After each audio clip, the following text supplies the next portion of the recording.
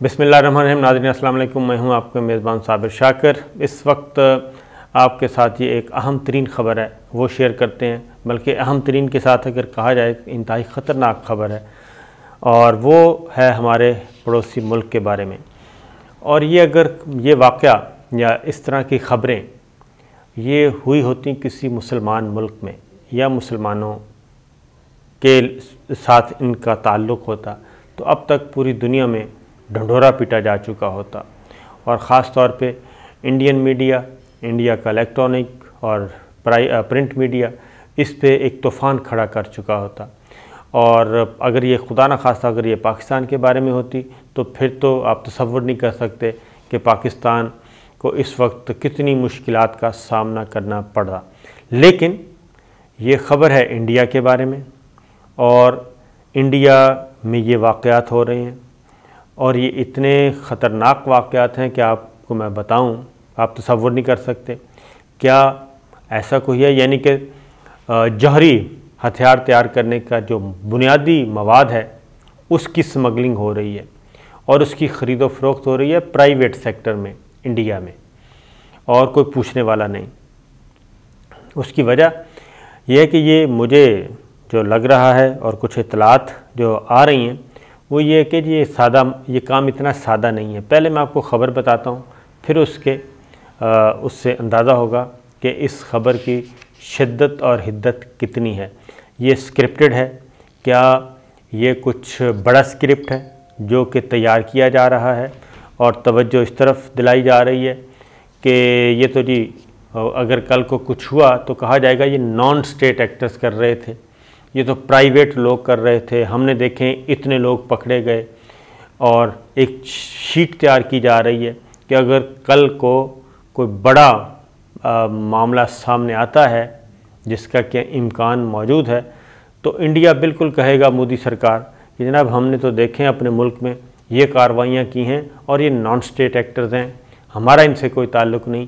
لیکن جو واقعات مسلسل ہو رہے ہیں لگتا یہ ہے بلکہ لگتا نہیں واقعتاً ایسا ہوگا کہ یہ نان اسٹیٹ ایکٹرز ان کی پشت پنائی کچھ اسٹیٹ ایکٹرز کر رہے ہوں گے، ریاستی ادارے کر رہے ہوں گے، وہ یہ کام کروا رہے ہیں، اور یہ چیزیں آگے جا کے کیسے انفولڈ ہوگی یہ اسکرپٹ کچھ چھوٹا نہیں، کافی بڑا بھی ہے اور مضبوط بھی ہے۔ 3-4 واقعات ہو چکے ہیں ایک ہی طرح کے۔ بھارت میں جوہری ہتھیار تیار کرنے کے لیے اس کا بنیادی جو میٹیریل ہے وہ یورینیم کہلاتا ہے، یہ آپ کو معلوم ہے۔ تو بھارت میں یورینیم کی خرید و فروخت عام سطح پہ ہو رہی ہے، اس کی سمگلنگ ہو رہی ہے، اور کوئی پوچھنے والا نہیں، اور صرف 3 دفعہ یہ پکڑے گئے ہیں۔ باقی کتنی کھیپیں نکل گئیں اور کتنی فروخت ہو گئیں اس کا کوئی حساب کتاب نہیں ہے۔ یہ تو جب کوئی ایسا خطرناک واقعہ پیش آئے گا اور اس کا الزام کسی اور ملک پہ، اور زیادہ امکان ہے کہ یا تو کشمیریوں پہ لگائیں گے یا پاکستان پہ لگائیں گے۔ اور کیا یہ جوہری مواد جو ہے یہ کہیں ایسا تو نہیں ہے کہ افغانستان میں منتقل کیا جا رہا ہے اور وہاں پہ کچھ نان اسٹیٹ ایکٹرز بیٹھے ہیں، شدت پسند بیٹھے ہیں، ان کو دیا جا رہا ہے تاکہ وہ وہاں بیٹھ کے یہ کارروائی کریں؟ 3 واقعات ہیں جی۔ ایک تو ابھی 2 دن پہلے کا ہے، بھارتی پولیس نے 7 افراد کو گرفتار کر لیا اور ان کے قبضے سے 6.4 کلو گرام یورینیم برآمد کر لی۔ 7 افراد گرفتار ہوئے، اور یہ واقعہ ہے ضلع بوکارو، مشرقی ریاست ہے جھارکھنڈ، یہاں پہ پیش آیا ہے، اور اس میں اصل جو ان کا سرغنہ ہے وہ گرفتار نہیں ہو سکا، اور صرف ہینڈلر جو ہیں وہ گرفتار ہوئے ہیں، اور اس سے مزید گرفتاری کی بات کی جا رہی ہے۔ اس کے ساتھ ہی یہ کھلے عام فروخت ہو رہی تھی یورینیم کی، یورینیم کی۔ اب اس کے بعد ایک اور واقعہ ہے، جانچ پڑتال کی جا رہی ہے جی، لیب بھجوا دیا گیا ہے، وہ ضابطے کی کارروائی کی جا رہی ہے، لیکن اس کے بارے میں کوئی اعلیٰ حکام جو ہیں وہ ان کے لب سلے ہوئے ہیں، وہ کچھ نہیں بول رہے۔ ایف آئی آر میں ایف آئی آر جو کٹی ہے وہ بھی یورینیم کی کٹی ہے، اور لیکن اس سے زیادہ کوئی بولنے سے انکار کر رہا ہے، کوئی تبصرہ بھی نہیں کر رہا کہ اس پہ کیا ہے، بس پوچھ کے چھوڑ رہی ہے۔ ٹھیک ہے جی۔ ایک اور واقعہ ہوتا ہے، اور وہ واقعہ ہوتا ہے جی گزشتہ مہینے، ایک ماہ میں یہ دوسرا واقعہ ہے، اور وہ ہے 7 کلو گرام 15.4 پاؤنڈ یہ قدرتی یورینیم برآمد ہوئی تھی، اور یہ ہوئی تھی مہاراشٹر میں، اور انتہائی تابکاری مادہ جو ہے وہ اس کو جب ٹیسٹ کروایا گیا تو یہ انتہائی اعلیٰ نسل کی یورینیم تھی، انتہائی خطرناک تابکار مادے سے ریلیٹڈ۔ اس پہ 2 افراد کو گرفتار کیا گیا۔ پھر یہ 2 واقعہ تو ایک مہینے کے اندر اندر ہو گئے، اور اس سے پہلے ایک واقعہ ہوا تھا 2016 میں، اور وہ بھی مہاراشٹر میں ہوا تھا، سیم علاقہ۔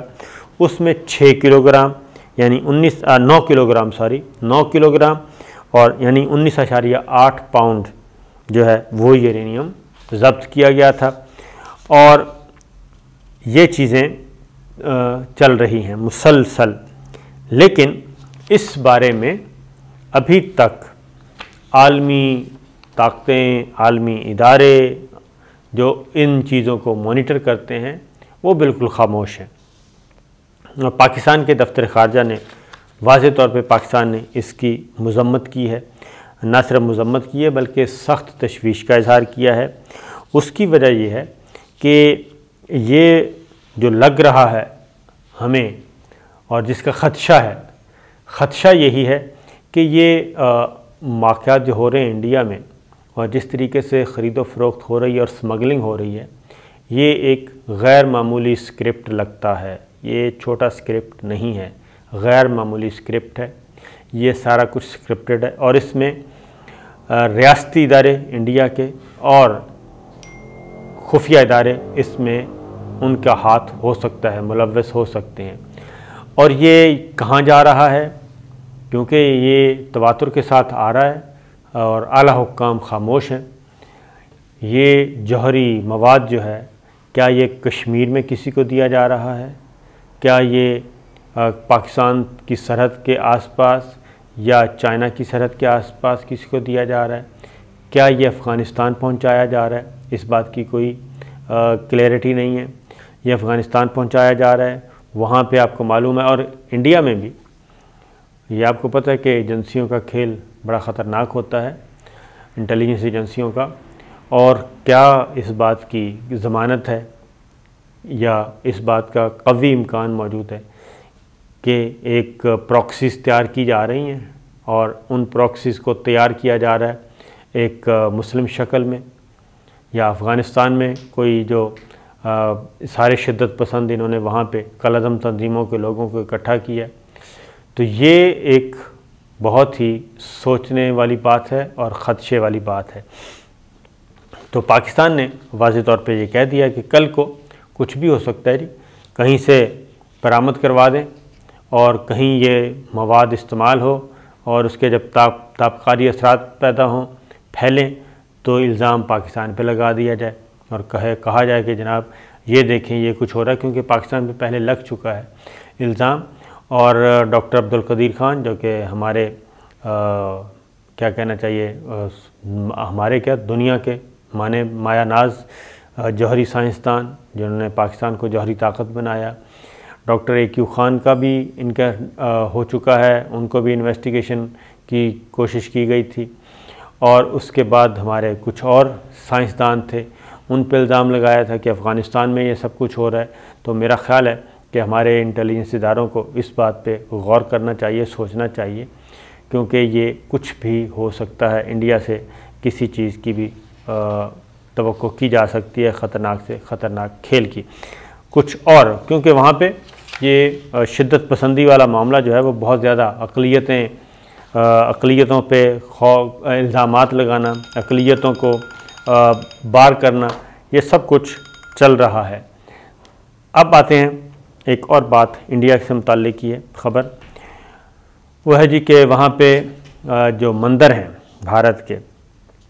بھارت کے مندر جو ہیں، اہم مندر، ان کے ارد گرد جو منورٹیز آباد ہیں، اقلیتیں آباد ہیں، ان سے زبردستی گھر خالی کروائے جا رہے ہیں، اور زبردستی گھر خالی کروائے جاتے ہیں اور خالی پیپرز پہ سائن کروا لیا جاتا ہے، اس کے اوپر اپنی مرضی کی تحریر لکھ رہے ہیں۔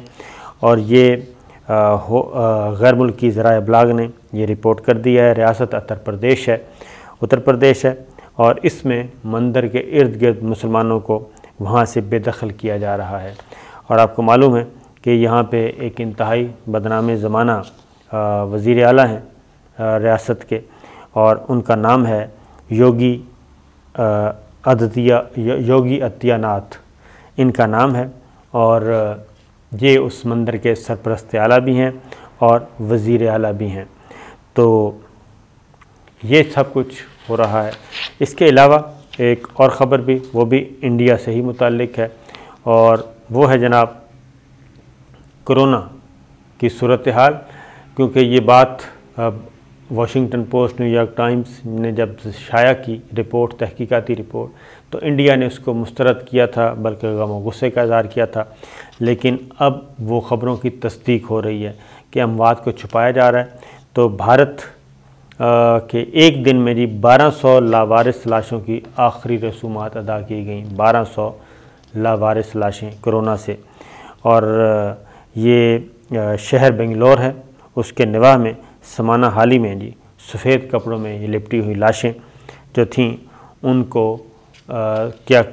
کو آخری رسومات ادا کی گئیں، کیونکہ وہاں پہ خطرناک صورتحال موجود ہے۔ یہ تھی انڈیا کے بارے میں کچھ خبریں، میں نے کہا آپ سے شیئر کر لوں۔ اجازت دیجیے، اللہ حافظ۔